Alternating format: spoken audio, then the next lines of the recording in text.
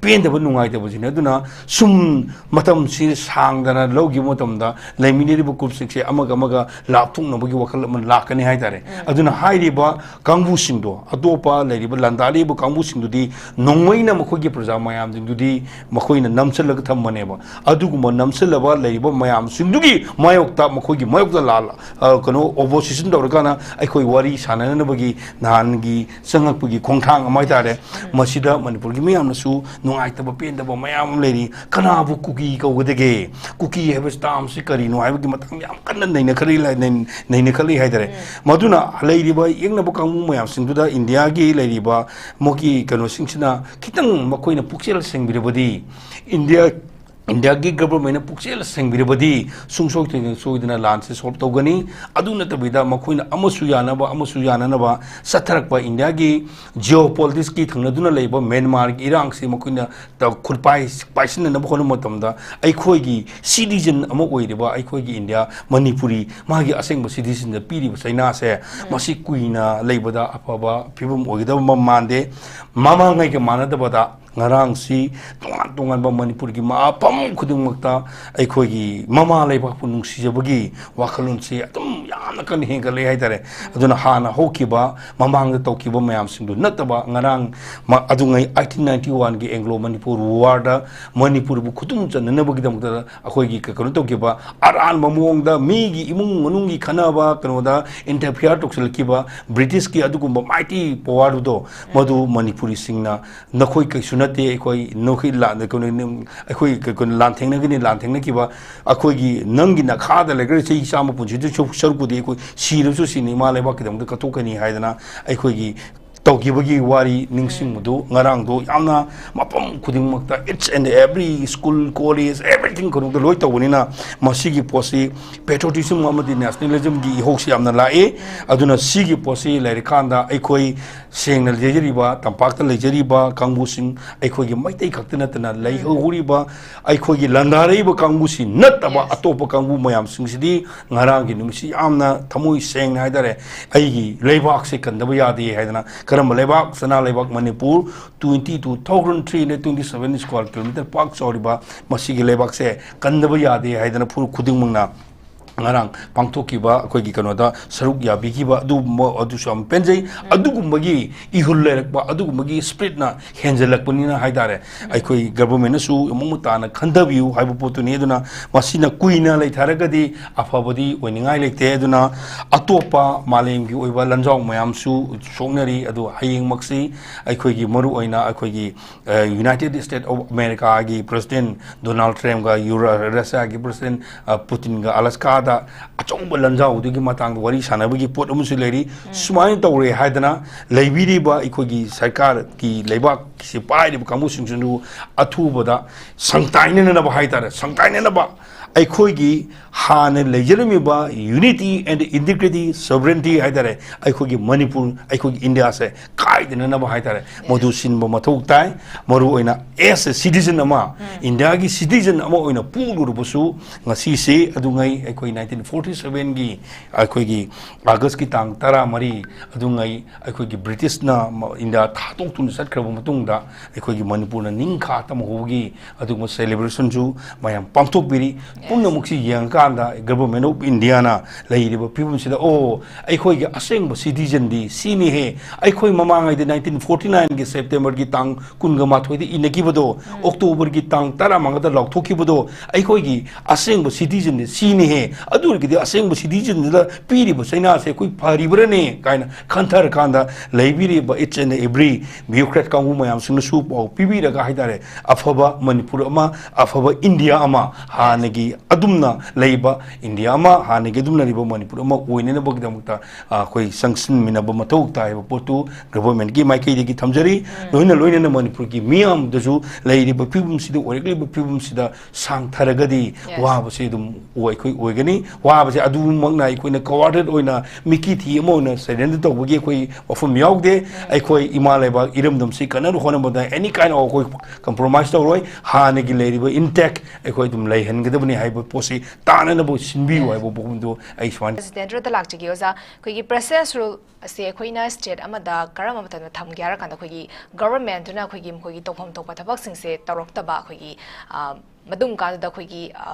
control तो बंगा मकतब तो ना मर का ना लेंगा बंगा मकतब बकांदा कोई presence rule से थमक पोए को तो रेमिने अदुबु मणिपुर की law and order की situation से कोई control तो बंगम दबा ना मर का ना कोई मणिपुर दा presence rule थम करे अदुबु presence rule ला मतुंग दा लेबा कोई law and order की situation से का हाने के ले रंबा law and order की situation से का नहीं से कहना बस just कोई कुकी militant सिंग ना नोमे कापकपा खरा हंथाबा सी खक्तने अतोपदी अहोंबा कैमता लेतबगी पोट अमखक ओइदुनी अदुइ तारदी प्रेसिडेंस रूल गी मागी परफॉर्मेंस से अखोइना प्रजा मोइना अखोइ एक्सेप्ट तोबा यायना खनबिब्रो कमाइ थमिनी थैंक यू थकचरी यंगबीर पुपुम नमुक्सु आइगी थमोगी ओइबा वहम खरा थमबगे मयाम ताबीगनी है खंजे कनोनी हुजिक्सी ममांगसु पेनेलिस्ट अनिना यामना मुताना हाइबी करे दुगा प्रेसिडेंट रूल से करिनो हाइबी मतंगसु कोगी कन्ना ममांगदा इंगोंदा हंगबगी वहंगसिदा हाइबी करे दो हुजी प्रेसिडेंट रूल की ममांग मुसुंग मतुंगी हैपेन नैनेबो मतमदा एखोइदा इंगोंदा फौगिरिसी प्रेसिडेंट रूल थमसे कनाना पामगे हैबो वहंगमा सिगी वहंगसिदा आई सामकी ओइनदी लान सिगी मनुंगदा लोसिन अदुना यौजरकपा हाइबदी लान नोंमै काप नतबा लान सिगी हौरकपदगी मियांग बिदम तो कुचेन चिंजरकपा कुचंग कोंगाव सोंजरकपा अमो ओइना प्रेसिडेंट रूल से आई सामकी ओइनदी याम खना पाम खिदो पोट अमो ओइकी ममांगदा प्रेसिडेंट रूल की मतमदा इकोने थिंगनकिबा अवावा मयाम सिंगदु उरकांदा अदुबु लाइबक तिबदी अखोइगी लेबाक सिगी फाननब खनबीरीबा इंटेलेक्चुअल हाइबा तारे मरुओइना अखोइगी सुगुम्बा मकलगी सोशल मीडिया दा ngang अखंग अहि मयाम अमना PR से यामना पामगिबा हाइदारे प्रेसिडेंट रूल से पामगा तौरग फागदबनी हाइदना यामना कन वा ngang मदुगी रेकॉर्ड मयाम लोइ लेरंबनी हाइदारे अदुना सेंगना मरु ओइकांदा प्रेसिडेंट रूल से करीनो हाइबदो आइगी मियाम बिसम सिंगना याम कन्न खंगद्रगसु हाइदारे मियाम याम कन्न खंगमद्रगसु मोइदी खंगिबनिना प्रेसिडेंट रूल द करी तौबा याय करी तौबा यादे हाइसे मखोइनादि कन्न हाइनिंगदबा हाइतारे मरमदि कइनोदा राजनीति तौबा ग्रुप अमना तौबा अमगी मोंगदा ngang हाइतारे ममांगदा लांच हौरपु मतमदा पार्लियामेंट की कनोदा मिफमदा राज्य सभा की मदे लोक सभा सिदा मरु ओइना कोई प्रेसिडेंट रूल थमना यामना कन्न लाउकी 2023 की दिसंबर की तंजा अदो योरपु मतमदा अखोई की होम मिनिस्टर की लेवल तोंगान बो ओपोजिशन की कांगू योरकांदा दिल्ली दना तबा कलकत्ता दा फंगिबो मिफुनसु मोय मी 19 की मनुंग दा हाइदरको मोय 13 प्रेसिडेंट रूल थमगदनी कान हाजलकपा सिगुम मयाम हाइरकपा अदु मसिगी इन्फ्लुएंस कदाई दगिनो सिनी अखोई ngasi अखोई येंगनाबु ओइ आई हुजिकी लाखयदुनी को क्वेश्चन आंसर को बिजरिसे अखोई की लान सिदा लान होरिबा कांगु अखोई लान होबो नति अखोई लान होबिरिबा मणिपुर की मियाम दा लान होबिरिबा लांदाराइबा कांगु खरलै हाइरिबा कांगु सिंगसिन पर्सनल रूल याम पामेबा मसिगी पामसी लोरे खुबाम चुमना पामलते मधुगी पामदु गवर्नमेंट ना पिबीगरे हाइतरे मखोगिदी मोरली माइ पाकरे अद प्रेसिडेंट रूल खतरा नते मखोइना पामिसी armed forces special power act 1958 से मसी हाना कोगी कनोगी पुलिस स्टेशन 13 न कोलब जगादगी एक्सपेल तोग्रबनी मखोइ लौथोख्रबने अदुसु इम्पोज तोगजनगदमनी हाइबगी खरा मसिंग हेकलगा 13 गा अहुमुसु हाफजन गरकांदा अखोइ अदुसु इम्पोज तोगजन अखोई लांदारी कांगूसिंग पाम हाइदरे अधिक अतोपमना मतमुदा अखोई लेरिबा लेंगा हाइदारेको लेंगा खुजे को तावनसु यामना हाइगरे मयाम थारे करियुदिक प्रेसिडेंट रूल लाइनो अदुम लाक्तुनिको अदु बुदो लौथोइना लौथोखरे मय लेरिबा फिबुमसिदा प्रेसिडेंट रूल सी अखोई सिगी कनोलु ने लानसिदा अखोई लांदारी कांगूगदे मोरेली अखोई अहुम माइ पाकरेबा अदुबु लांदुबु लानजु अखोई हौरुबु यावदबा लानसिग लोचिनग लेजरिबा अखोई लांदारक अखोईगिदी अदुबोग कम तौबिदरे हादरे अदुना लानसिगी मनुंगसिदा प्रेसिडेंट रूल अमसुंग ममांगी हादरे प्रेसिडेंट रूल की मासिगी लाक्रिंगी ममांगदा अखोईगी येकनबा कांगबु लांदारीबा कांगबु सिनंग नो यामना कापामी अमा काम तौरमी ꯄꯥꯝꯃꯤ ꯑꯗꯣ ꯍꯥꯏꯔꯤꯕꯁꯤꯡꯗꯣ ꯑꯗꯨꯈꯛ ꯇꯧꯔꯛꯇꯕꯒꯤ ꯀꯣ ꯑꯗꯨꯈꯛꯇ ꯉꯥꯏꯔꯦꯕ ꯑꯗꯨꯕꯨ ꯑꯗꯨꯈꯛꯇꯅ ꯂꯣꯏꯔꯕ꯭ꯔꯥ ꯍꯥꯏꯗꯤ ꯂꯣꯏꯗ꯭ꯔꯤ ꯄ꯭ꯔꯦꯁꯤꯗꯦꯟ ꯔꯨꯜꯁꯤ ꯂꯥꯛꯈ꯭ꯔꯕ ꯃꯇꯨꯡꯗ ꯊꯦꯡꯅꯔꯤꯕ ꯀꯟꯁꯤꯀ꯭ꯋꯦꯟꯁ ꯃꯌꯥꯝꯁꯤ ꯀꯩꯒꯤꯅꯣ ꯍꯥꯏꯕ ꯃꯇꯝꯗ ꯑꯩꯈꯣꯏꯒꯤ ꯂꯥꯟꯗꯥꯔꯛꯄ ꯑꯩꯈꯣꯏꯗ ꯂꯥꯟꯗꯥꯔꯛꯄ ꯀꯥꯡꯕꯨꯁꯤꯡꯗꯨꯕꯨ ꯉꯥꯛꯊꯣꯛꯆꯅꯅꯕ ꯑꯩꯈꯣꯏꯒꯤ ꯃꯇꯝꯗꯨꯗ ꯈꯨꯠꯇ ꯈꯨꯠꯂꯥꯏ ꯄꯥꯏꯔꯒ ꯀꯗꯥꯏꯗꯅꯣ ꯑꯐꯪ ꯐꯪꯕ ꯈꯨꯠꯂꯥꯏ ꯄꯥꯏꯔꯒ ꯉꯥꯛꯆꯕ ꯀꯥꯡꯕꯨꯁꯤꯡꯗꯨ ꯑꯇꯝꯗꯅ ꯀꯅꯥꯅꯣ ꯍꯥꯏꯅ ꯄꯤꯟ ꯄꯣꯏꯟ ꯇꯧꯔꯒ ꯐꯥꯒꯠꯄꯗꯤ ꯉꯁꯤ ꯐꯥꯎꯕ ꯂꯦꯞꯇ꯭ꯔꯤꯕ ꯃꯁꯤꯗꯤ ꯄ꯭ꯔꯦꯁꯤꯗꯦꯟ ꯔꯨꯜ ꯂꯥꯛꯄꯒꯤ ꯑꯩꯈꯣꯏꯒꯤ ꯈꯨꯗꯣꯜ ꯑꯃꯅꯦꯕ ꯗꯦꯟ ꯑꯃꯅ ꯍꯥꯟꯅ ꯃꯃꯥꯡꯗ ꯑꯩꯈꯣꯏꯒꯤ ꯄ꯭ꯔꯦꯁꯤꯗꯦꯟ ꯔꯨꯜ ꯂꯥꯛꯑꯒꯗꯤ ꯐꯒꯅꯤ ꯍꯥꯏꯅ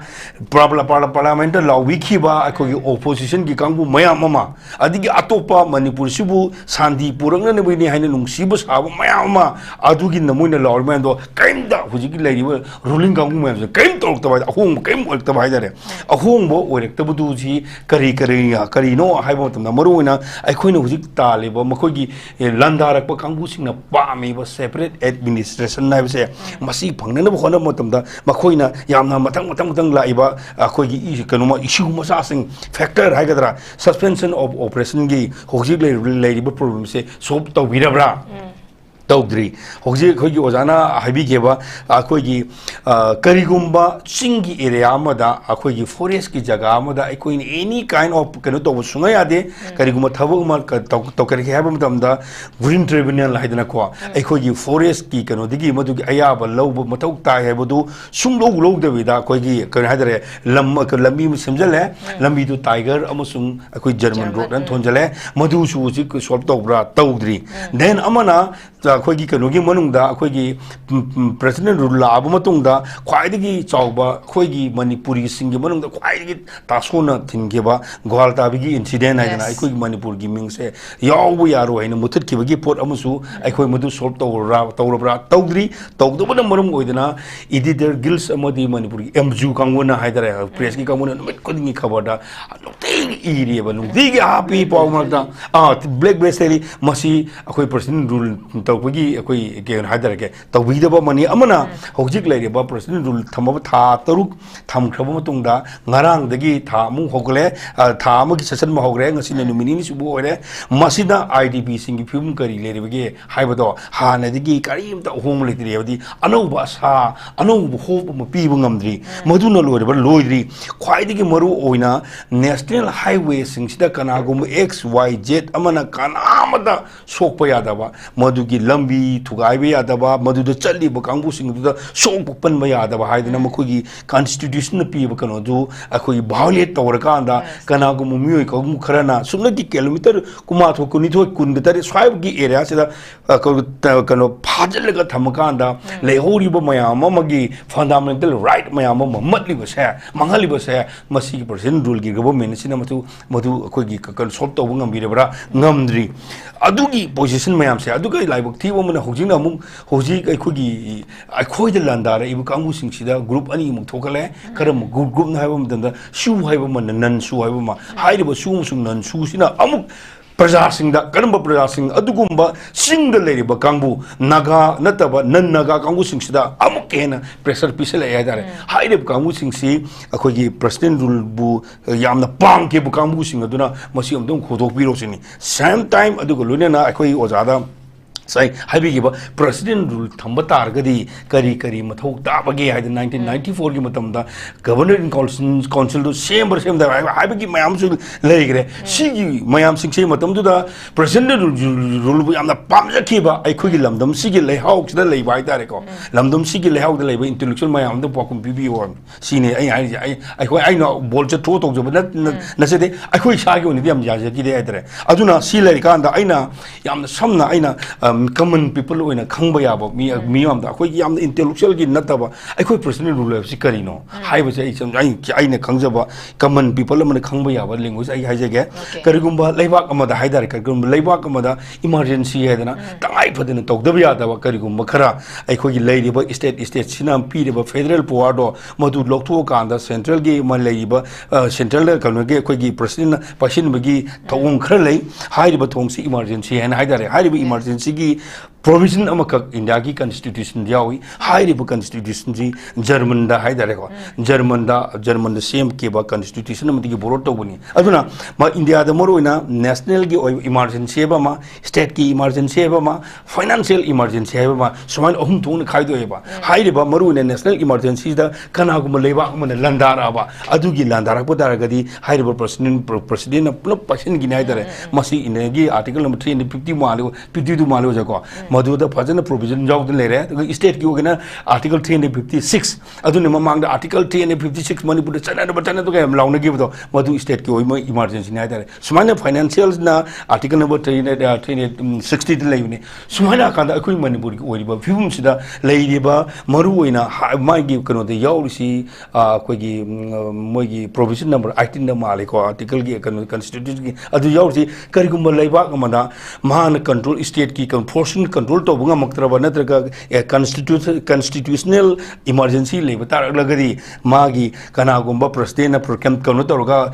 kanoma chi ma tho ka anda khara magi khusabi sahibi ki oja saidi governor in council du udeni ko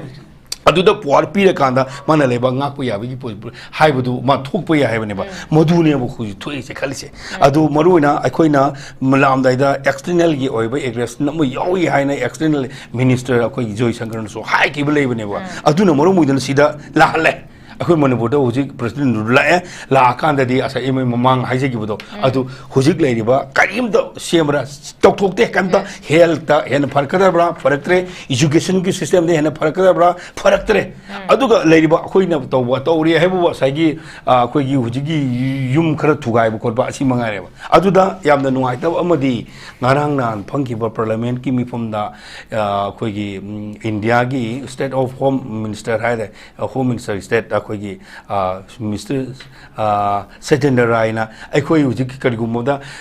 president laki badigi accident phawda thoktre sumdagi incident macha am thoki na mana miya mamde aphoba sara hayeba adu leiri ba phibum siri kamdong solution porkadigi haiba potudi ioi oidaba male adu maru oina akoina khanjabada mayamna su miya manipur gi miyam na khanjara madi president laga hena akanba thabak khara thoram khara paikhalagadi hena phagani gaina khalam khanjara mani maru oina huja koi manipur da hingduna leriba mai gi singduna pokhaiba yaba issue mayam leri mayam sing manung da framework agreement ki achau issue mo leri next national register of citizen na NRC gi achau issue mo leri illegal immigrant gi matang ta karib sa tokde akoina pamadi D3 detect deportation and detect detention and deportation abani adu su tokbidri border fencing gi akoi kaya yamna akoi mai pang na tawrge haiba gi su akoi khangba ngamdri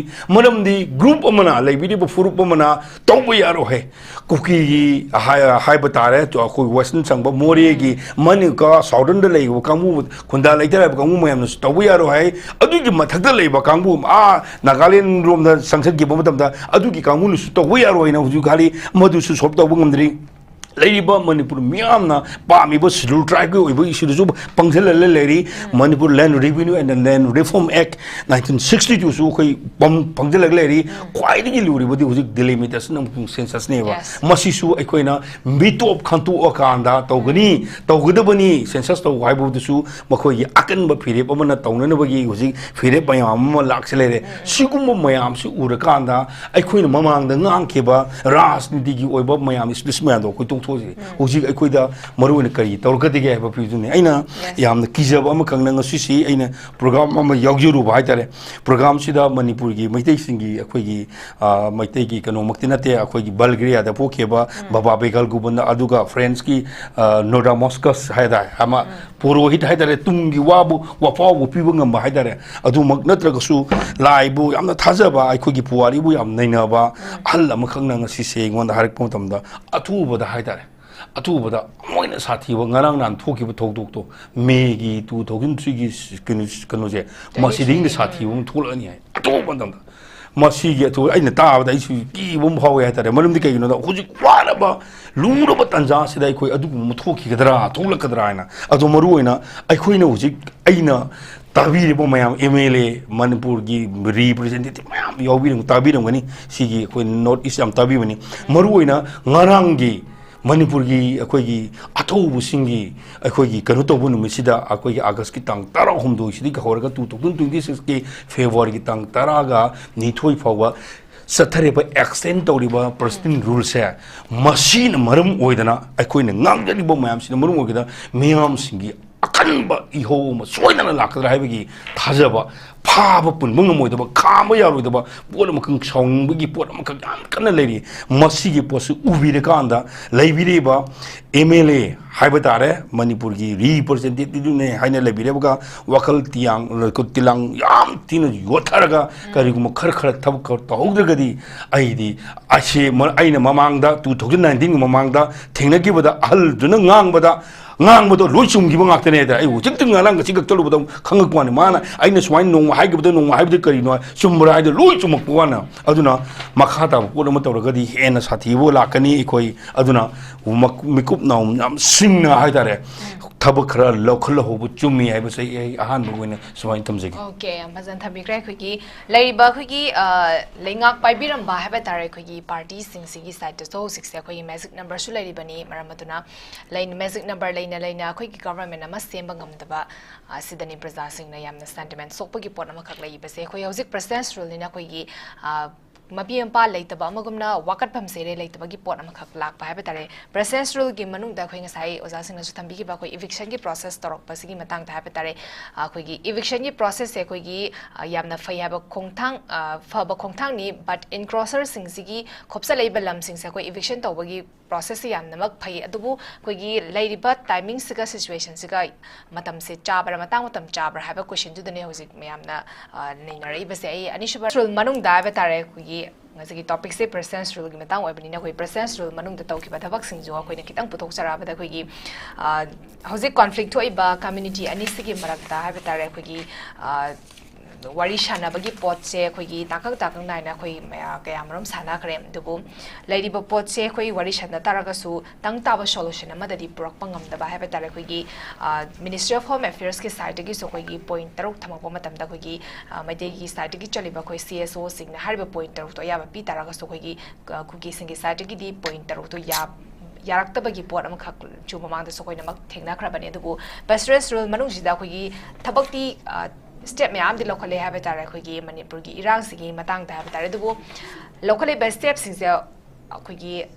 oi khibra have di amata oi da have tare masidani koi president rule se pamak tabi pot am kalai je adudi hojik lei basi 6 month extend to base February da loi duni adubu hari basi gi marak da khoi gi popular government am sem bangam da taraga di khoi president rule se adumak tham taraga di khoi gi election di 2027 dani aduna khoi gi manipur gi marai bakse karamba fibam da lei ge doino have gi pot sine khoi IDP singi matang so azara ke su sam phasana thambi khra khoi gi irang sina sol ba IDP singi status se hojik karamba da no have gi tang ta ba pot se khangba ngamdana lei bani adui taragadi adumak process rule sina sangtaraga lei taragadi khoi manipur gi fibam se kamai taragani ozagi opinion da kamai thamini koi hojik leiri ba akhoi gi lan hai tare khoi lan si sang deri moti mangje base khoi da mangje hai tare manam di hojik leiri ba pum sida yengsin bi ga ba mo koi ni yengsin da bagi pen da bagi ikhau lang bo mayam si hengalak na madu gi asau bodana poloi oi gi dana president oi era oi roira yam sathi bo mo oi kan hai bagi aki bo mo de engon da fawi aduga madu bo laksin da bo hona bo matam da mo koi na kari kari kum torok bo matam da ikoi de hen sok da bagi pot mo sulei adun lei ba pum sida ikoi na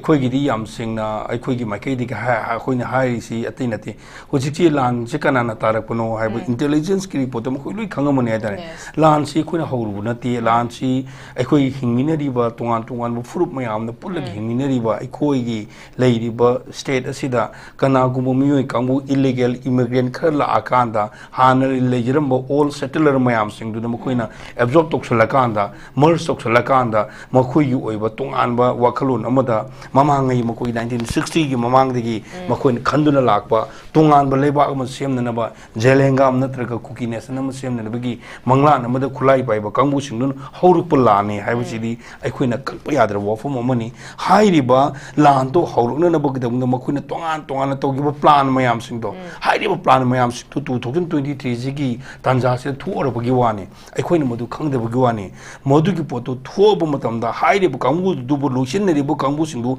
kanana saneri no haibom ꯃꯇꯝꯗ India ꯒꯚꯔꯟꯃꯦꯟꯠꯅ ꯁꯥꯟꯅꯕꯒꯤ ꯄꯣꯠ ꯑꯃꯁꯨ ꯑꯩꯈꯣꯏ ꯉꯁꯤꯗꯤ ꯈꯪꯉꯦ ꯍꯥꯟꯅ ꯈꯪꯉꯝꯗ꯭ꯔꯁꯨ ꯑꯗꯨꯅ ꯃꯈꯣꯏꯅ ꯒꯤꯚ ꯑꯦꯟ ꯇꯦꯛ ꯄꯣꯂꯤꯁꯤ ꯏꯟꯗꯤꯌꯥꯒꯤꯁꯨ ꯒꯤꯚ ꯑꯦꯟ ꯇꯦꯛ ꯄꯣꯂꯤꯁꯤ ꯑꯗꯨꯒ ꯂꯥꯜꯍꯧꯔꯤꯕ ꯀꯥꯡꯕꯨꯁꯤꯡꯗꯣ ꯃꯈꯣꯏꯒꯤꯁꯨ ꯒꯤꯚ ꯑꯦꯟ ꯇꯦꯛ ꯄꯣꯂꯤꯁꯤ ꯇꯧꯔꯒ ꯑꯅꯤꯁꯤ ꯇꯧꯔꯛꯄꯅꯤ ꯑꯗꯨꯒ ꯃꯔꯨꯑꯣꯏꯅ ꯏꯟꯗꯤꯌꯥ ꯒꯚꯔꯟꯃꯦꯟꯠꯗ ꯑꯩꯈꯣꯏꯅ ꯍꯥꯏꯔꯤꯁꯤ ꯂꯩꯔꯤꯕ ꯄꯣꯠꯁꯤ ꯏꯟꯗꯤꯌꯥ ꯒꯚꯔꯟꯃꯦꯟꯠꯁꯦ ꯑꯦꯁ ꯑꯦ ꯄꯥꯔꯠ ꯑꯃ ꯑꯣꯏꯅ ꯑꯁꯤꯒꯤ ꯂꯥꯟꯁꯤꯒꯤ ꯑꯩꯈꯣꯏꯒꯤ ꯀꯩꯅꯣ ꯑꯃ ꯑꯣꯏꯅ ꯑꯩꯈꯣꯏꯅ ꯇ꯭ꯔꯤꯠ ꯇꯧꯕꯅꯦ ꯍꯥꯏꯇꯥꯔꯦ ꯑꯗꯨꯅ ꯃꯔꯝ ꯑꯣꯏꯗꯨꯅ ꯂꯥꯟꯁꯤ ꯂꯣꯏꯁꯤꯟꯅꯅꯕ ꯍꯣꯠꯅꯕ ꯃꯇꯝꯗ ꯑꯩꯈꯣꯏꯅ ꯉꯁꯥꯏ ꯃꯃꯥꯡꯗ ꯍꯥꯏꯕꯤꯔꯛꯄꯗꯣ ꯀꯃꯥꯏꯅ ꯋꯥꯔꯤ ꯁꯥꯕ ꯈꯣꯠꯄꯒꯤ ꯃꯌꯥꯝꯗꯨꯗꯤ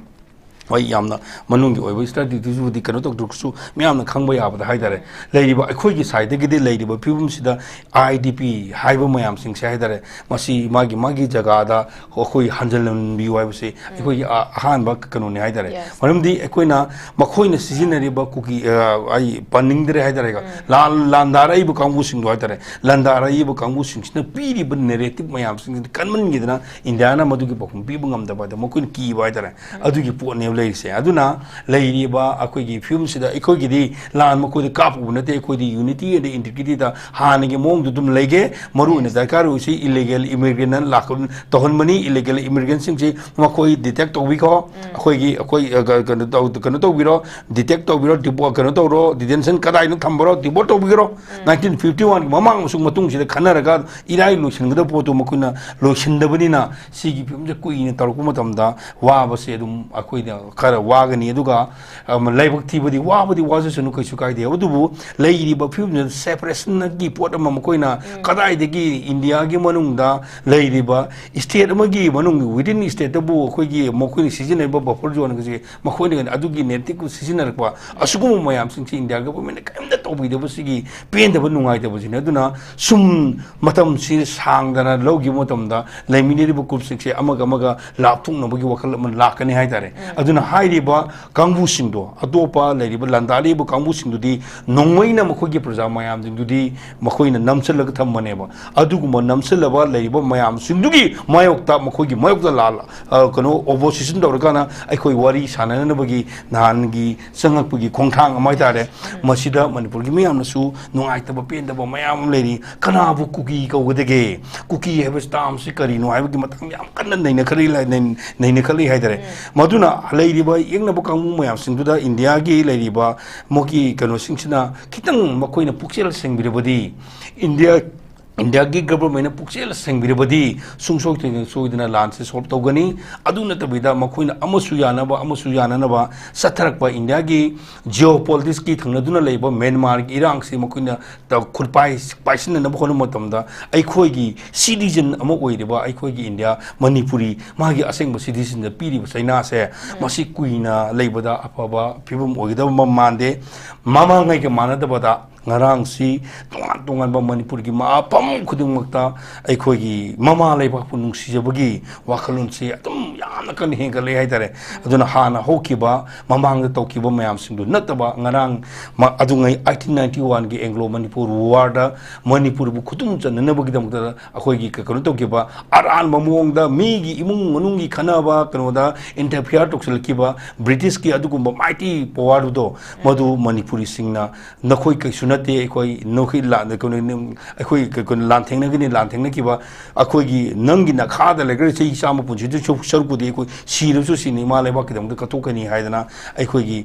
ꯇꯧꯈꯤꯕꯒꯤ ꯋꯥꯔꯤ ꯅꯤꯡꯁꯤꯡꯕꯗꯨ ꯉꯔꯥꯡꯗꯣ ꯌꯥꯝꯅ ꯃꯐꯝ ꯈꯨꯗꯤꯡꯃꯛꯇ it's and every school college everything ꯈꯨꯗꯤꯡꯃꯛꯇ ꯂꯣꯏ ꯇꯧꯕꯅꯤꯅ ꯃꯁꯤꯒꯤ ꯄꯣꯠꯁꯤ ꯄꯦꯇ꯭ꯔꯣꯇꯤꯖꯝ ꯑꯃꯗꯤ ꯅꯦꯁꯅꯦꯂꯤꯖꯝꯒꯤ ꯏꯍꯧꯁꯤ ꯌꯥꯝꯅ ꯂꯥꯛꯏ ꯑꯗꯨꯅ ꯁꯤꯒꯤ ꯄꯣꯠꯁꯤ ꯂꯩꯔꯀꯥꯟꯗ ꯑꯩꯈꯣꯏ ꯁꯦꯡꯅ ꯂꯩꯖꯔꯤꯕ ꯇꯝꯄꯥꯛꯇ ꯂꯩꯖꯔꯤꯕ ꯀꯥꯡꯕꯨꯁꯤꯡ ꯑꯩꯈꯣꯏꯒꯤ ꯃꯩꯇꯩ ꯈꯛꯇ ꯅꯠꯇꯅ ꯂꯩꯍꯧꯔꯤꯕ ꯑꯩꯈꯣꯏꯒꯤ ꯂꯟꯗꯥꯔꯛꯏꯕ ꯀꯥꯡꯕꯨꯁꯤ ꯅꯠꯇꯕ ꯑꯇꯣꯞꯄ ꯀꯥꯡꯕꯨ ꯃꯌꯥꯝꯁꯤꯡꯁꯤꯗꯤ ꯉꯔꯥꯡꯒꯤ ꯅꯨꯃꯤꯠꯁꯤ ꯌꯥꯝꯅ ꯊꯃꯣꯏ ꯁꯦꯡꯅ ꯍꯥꯏꯇꯥꯔꯦ ꯑꯩꯒꯤ ꯂꯩꯕꯥꯛꯁꯦ ꯀꯟꯗꯕ ꯌꯥꯗꯦ ꯍꯥꯏꯗꯅ ꯀꯔꯝꯕ ꯂꯩꯕꯥꯛ ꯁꯅꯥ ꯂꯩꯕꯥꯛ ꯃꯅꯤꯄꯨꯔ 22,327 ꯁ꯭ꯀ꯭ꯋꯥꯔ ꯀꯤꯂꯣꯃꯤꯇꯔ ꯄꯥꯛ ꯆꯥꯎꯔꯤꯕ ꯃꯁꯤꯒꯤ ꯂꯩꯕꯥꯛꯁꯦ ꯀꯟꯗꯕ ꯌꯥꯗꯦ ꯍꯥꯏꯗꯅ ꯐꯨꯔꯨꯞ ꯈꯨꯗꯤꯡꯃꯛꯅ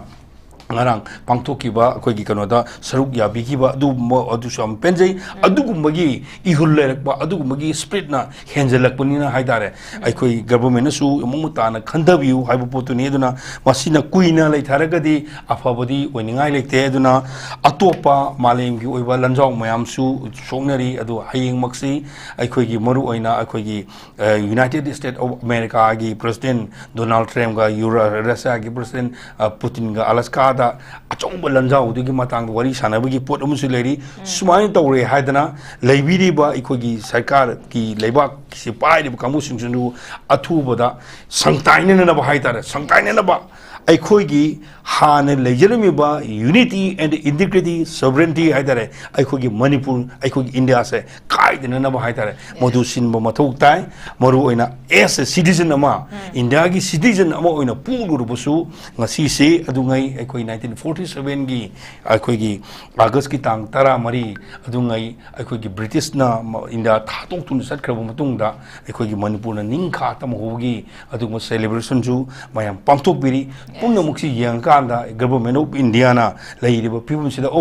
ꯑꯩꯈꯣꯏꯒꯤ ꯑꯁꯦꯡꯕ ꯁꯤꯇꯤꯖꯟꯗꯤ ꯁꯤꯅꯤꯍꯦ ꯑꯩꯈꯣꯏ ꯃꯃꯥꯡꯉꯩꯗ 1949ꯒꯤ ꯁꯦꯞꯇꯦꯝꯕꯔꯒꯤ ꯇꯥꯡ 12ꯗ ꯏꯅꯈꯤꯕꯗꯣ ꯑꯣꯛꯇꯣꯕꯔꯒꯤ ꯇꯥꯡ 15ꯗ ꯂꯥꯎꯊꯣꯛꯈꯤꯕꯗꯣ ꯑꯩꯈꯣꯏꯒꯤ ꯑꯁꯦꯡꯕ ꯁꯤꯇꯤꯖꯟꯗꯤ ꯁꯤꯅꯤꯍꯦ ꯑꯗꯨ ꯑꯣꯏꯔꯒꯗꯤ ꯑꯁꯦꯡꯕ ꯁꯤꯇꯤꯖꯟꯗꯨꯗ ꯄꯤꯔꯤꯕ ꯆꯩꯅꯥꯁꯦ ꯑꯩꯈꯣꯏ ꯐꯔꯤꯕ꯭ꯔꯅꯦ ꯀꯥꯏꯅ ꯈꯟꯊꯔꯀꯥꯟꯗ ꯂꯩꯕꯤꯔꯤꯕ ꯏꯆ ꯑꯦꯟ ꯑꯦꯚ꯭ꯔꯤ ꯕ꯭ꯌꯨꯀ꯭ꯔꯦꯠ ꯀꯥꯡꯕꯨ ꯃꯌꯥꯝꯁꯤꯡꯅꯁꯨ ꯄꯥꯎ ꯄꯤꯕꯤꯔꯒ ꯍꯥꯏꯇꯥꯔꯦ ꯑꯐꯕ ꯃꯅꯤꯄꯨꯔ ꯑꯃ ꯑꯐꯕ ꯏꯟꯗꯤꯌꯥ ꯑꯃ ꯍꯥꯟꯅꯒꯤ ꯑꯗꯨꯝꯅ ꯂꯩꯕ ꯏꯟꯗꯤꯌꯥ ꯑꯃ ꯍꯥꯟꯅꯒꯤ ꯑꯗꯨꯝꯅ ꯂꯩꯕ ꯃꯅꯤꯄꯨꯔ ꯑꯃ ꯑꯣꯏꯅꯅꯕꯒꯤꯗꯃꯛꯇ ꯑꯩꯈꯣꯏ ꯆꯪꯁꯤꯟꯃꯤꯟꯅꯕ ꯃꯊꯧ ꯇꯥꯏꯕ ꯄꯣꯠꯇꯨ ꯒꯚꯔꯟꯃꯦꯟꯠꯀꯤ ꯃꯥꯏꯀꯩꯗꯒꯤ ꯊꯝꯖꯔꯤ ꯂꯣꯏꯅꯅ ꯃꯅꯤꯄꯨꯔꯒꯤ ꯃꯤꯌꯥꯝꯗꯁꯨ ꯂꯩꯔꯤꯕ ꯐꯤꯕꯝꯁꯤꯗ ꯑꯣꯏꯔꯛꯂꯤꯕ ꯐꯤꯕꯝꯁꯤꯗ ꯁꯥꯡꯊꯔꯒꯗꯤ ꯋꯥꯕꯁꯤ ꯑꯗꯨꯝ ꯑꯩꯈꯣꯏ ꯑꯣꯏꯒꯅꯤ ꯋꯥꯕꯁꯤ ꯑꯗꯨꯃꯛꯅ ꯑꯩꯈꯣꯏꯅ ꯀꯋꯥꯔꯗꯦꯠ ꯑꯣꯏꯅ ꯃꯤꯀꯤꯊꯤ ꯑꯃ ꯑꯣꯏꯅ ꯁꯔꯦꯟꯗꯔ ꯇꯧꯕꯒꯤ ꯑꯩꯈꯣꯏ ꯋꯥꯐꯝ ꯌꯥꯎꯗꯦ ꯑꯩꯈꯣꯏ ꯏꯃꯥ ꯂꯩꯕꯥꯛ ꯏꯔꯝꯗꯝꯁꯤ ꯀꯟꯅ ꯍꯣꯠꯅꯕꯗ ꯑꯦꯅꯤ ꯀꯥꯏꯟ ꯑꯣꯐ ꯑꯩꯈꯣꯏ ꯀꯝꯄ꯭ꯔꯣꯃꯥꯏꯁ ꯇꯧꯔꯣꯏ ꯍꯥꯟꯅꯒꯤ ꯂꯩꯔꯤꯕ ꯏꯟꯇꯦꯛ ꯑꯩꯈꯣꯏ ꯑꯗꯨꯝ ꯂꯩꯍꯟꯒꯗꯕꯅꯤ ꯍꯥꯏꯕ ꯄꯣꯠꯁꯤ ꯇꯥꯅꯅꯕ ꯁꯤꯟꯕꯤꯌꯨ ꯍꯥꯏꯕ ꯄꯣꯠꯇꯨ ꯑꯩ ꯁꯨꯃꯥꯏꯅ ꯇꯦꯟꯇꯛꯅ ꯊꯝꯖꯒꯦ Okay, am nungai se